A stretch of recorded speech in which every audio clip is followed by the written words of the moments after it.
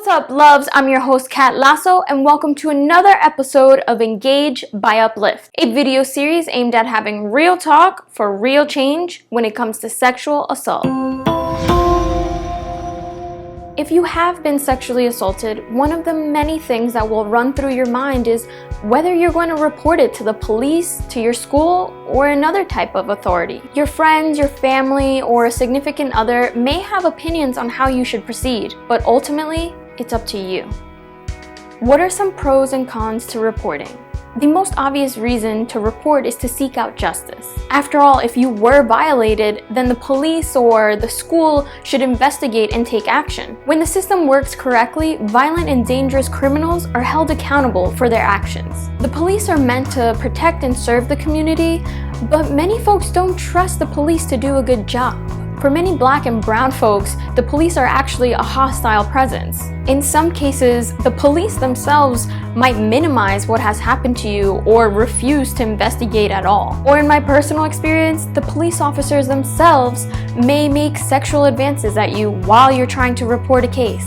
And just like police officers, if you go to a school administrator, there's the chance that that person is not well trained to deal with sexual assaults, and therefore they could say things that make the situation even worse. Some people choose to report because they want to create a record for their perpetrator. This record will help if the same perpetrator attacks someone else because it will reveal a violent pattern. Even if one survivor can't bring a case all the way through the system, having a report could help someone else. Another reason why a survivor may choose not to report is because dealing with the police or a university may actually add to the trauma. Any investigation requires that the survivor tell their story multiple times to multiple people. Reliving a bad experience like that is painful for anyone. But for survivors of traumatic events, telling the story can re-traumatize them, causing psychological distress. For some survivors, making a report comes with the benefits of emotionally knowing that you are taking action. Reporting can be a really powerful way of gaining control back over your life and your body. It can be an action that reaffirms that they didn't ask for this and they didn't deserve this, and that something needs to be done because what happened wasn't okay. There's no guarantee that your perpetrator will be found guilty. So that's a lot of work and a lot of pain to go through for an uncertain result. Rape and assault are often crimes that don't leave a lot of hard evidence and often come down to one person's word against another. There's a low conviction rate in the criminal justice system, and there are numerous incidents of sexual assault on campus that go to show you that universities fail at handling these cases as well. Regardless of who or where you report to, we still live in a society that is very much sexist, racist, heteronormative, misogynist, and those things impact the outcome of an investigation. For this week's call to action, we wanted to encourage you all to share your thoughts and experiences with reporting. Why do you think it is that society struggles so much with understanding a victim's choices, such as reporting or not reporting? If you're a survivor of assault or abuse and you feel comfortable enough sharing, what were some of the biggest factors in your decision to report or not report? If you'd like to share your thoughts and or experiences, as always, use the hashtag EngageUplift on social media, and of course, we'll be in the comments down below. Why would you report to your college but not the police?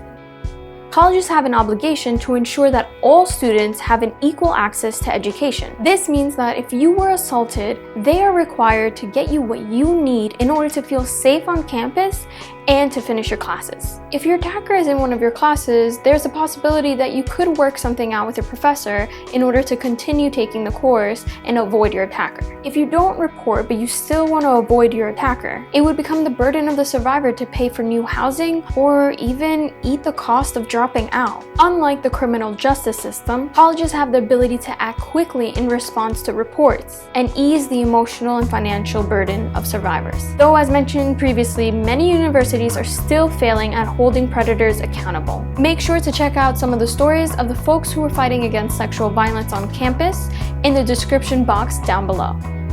What about reporting to a high school teacher?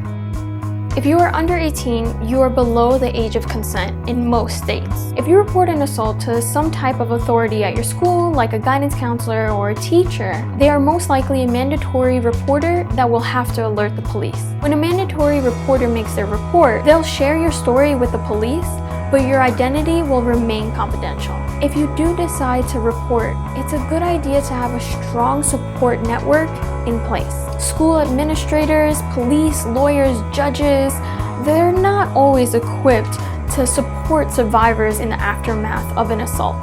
Having the help of someone that you know and that you trust can be really important when navigating the system. If you do want to report, please check the description box down below on what to expect as part of the process. Alright folks, that's it for today. Thank you so much for watching. If you like this video, give it a thumbs up and don't forget to subscribe. And let's continue the conversation on social media using the hashtag EngageUplift. I'll see you there, and I'll see you in the comments down below. Don't forget to comment. And while you're down there, make sure to check out the description box down below for more information on Uplift and any and all resources that we mentioned in this video. Till next time, I'm Kat Lazo of the Cat's Meow. Bye.